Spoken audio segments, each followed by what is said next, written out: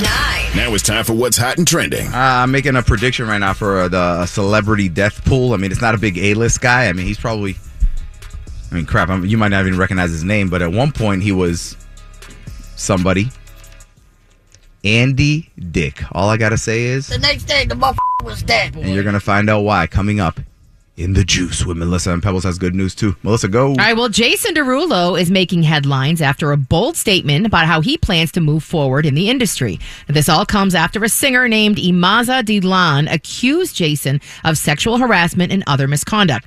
Now, the suit was dismissed in 2 states, but according to Jason, he's lost millions because of it. And in a recent interview that has now gone public, he was asked what he's learned from the incident. Never work with women. Oh, come on. There's truth in every joke, but it's a sad truth. Like, I will never be alone in a room with a woman that I work with ever again. It's too risky. That case was dismissed twice, and there's hardly no mention of it online. When that case was brought up, it was on every single blog, every single front page. I lost so many brand deals, relationships off of a story that was not even slightly believable. She said I sacrificed a goat in a sexual ritual. All people read was the headline. And that's all it takes to lose everything. I know a dude, he runs like a pretty big company. And first of all, he is ugly. Like, you need to understand, this dude is fugly. Like, there is nothing. Like, his wife is a 4, but comparatively, supermodel compared to him. Okay. Like, he's ugly. And he goes, I never, what Jason Derulo said, he goes, I never am in a room alone with a woman. Okay. Because he goes, I don't ever want to get accused of anything. So if I have to have a meeting with a female, he goes, I'll make sure someone else is there. Can I just point out the obvious? I version of that. I do. But can I just point out the obvious? Why is it going to be just a woman? No. Well, for me, it's a woman who I don't really know. And when I used to work with kids, never in a room with a kid alone. That never. I 100% agree with. Yeah. But why is it just women? Have we not learned anything from the Diddy documentary? Well, I mean, unless it's not just women. But Diddy actually did it. Like, the chances of you getting accused by a dude when you didn't do anything are super low. Super low. And unfortunately, look at all the dudes that have come forward accusing Diddy of stuff now. Because he did it, though. Yeah. He actually did it. Well, I'm talking about, like, getting accused out of nowhere and having people believe it. It's like, if it's a dude versus another dude, you need more than just like, yo, he did something to me. You know what I'm saying? He said something to me. That's the way of the world. Not saying it's right, but that's how it is. Yeah, and I need to stress, my friend is ugly. Okay, yes, you said that. Yes. No, I'm just saying, like, I'm like, yo, bro, you're ugly. You don't have... And he goes, no, it doesn't matter. It doesn't matter. The only women in this building that I will be in a room alone with are Pebbles and Melissa. That's it. Oh, everybody else, Leroy. it's because I know you guys, and I have interaction with you guys every day, and so I know that you guys wouldn't say anything crazy. Everybody else, I'm not taking the chance. I'm not saying they will or they won't, but I just won't take the chance. Well, imagine how women must feel. Oh yeah, I'm not taking nothing away from that. Because I think that when you look at percentages of men being accused of,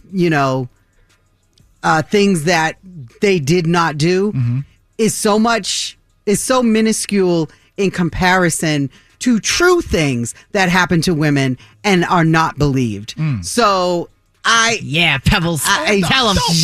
I can't speak for those guys. Those guys are jerks. I'm only speaking for myself, and I know there are a lot of guys who aren't like that.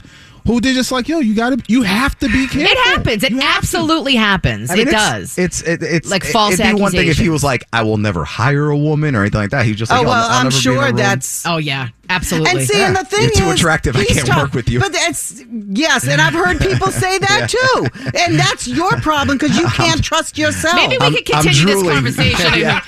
Just real quick. Why? I'm completely qualified. I understand you're qualified, right. but I have a boner. Real quick, continuing with the juice, Beyonce is coming back to the Met Gala after 10 years. She's a co-chair. It's going to happen in 2026. And comedian Andy Dick suffered a very public drug overdose on the streets of L.A. It's actually a really sad story. He's 59-year-old comedian. He was found slumped over a set of stairs outside a building in Hollywood as friends tried to help him.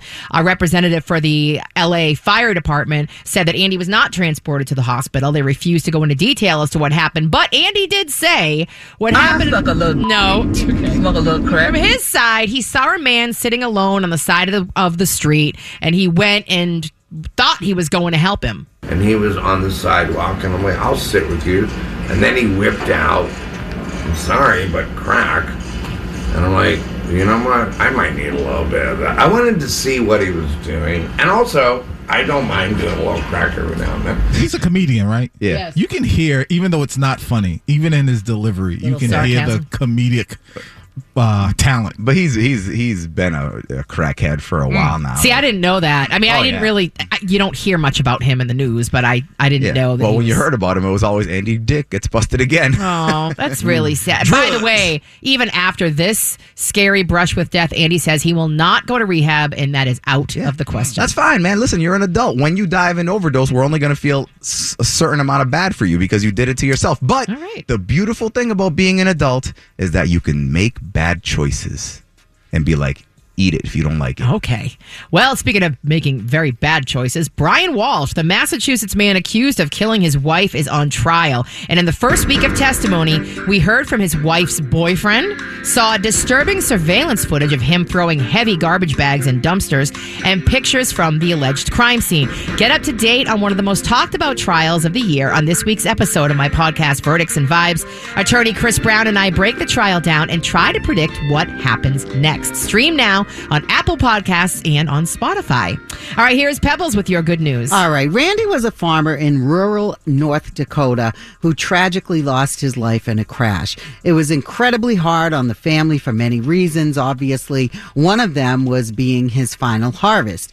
The nearby community came out and stepped in to organize a large-scale harvest to gather Randy's remaining crops that included over 1,000 acres of corn.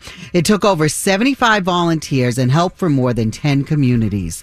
Randy's widow, Cara, thanked everyone, saying that the scene was nothing short of breathtaking. She said the sight of so many people harvesting her husband's final crop was both heartbreaking and beautiful, and through their grief, she and her two sons felt overwhelmingly blessed by the love and support surrounding them. This story sounds biblical. It's like the community came together to harvest Randy's final crop. I don't know why, but there was something when I saw that, I was like, oh my gosh, like that, I don't know. When you leave something behind like that, and for people to come in and come together, I don't know. I was just like, I know nothing about farming in North Dakota, but that, I don't know. I was just like, all that's missing is this random guy with a Hispanic name showed up and fed everybody with a loaf of bread. It was amazing. We called it a miracle. Stupid. He was a Puerto Rican named Jesus. Jesus. And that's... I know Puerto Rican, you little piece of shit. I speak Spanish, you little little fucker. And that's your good news.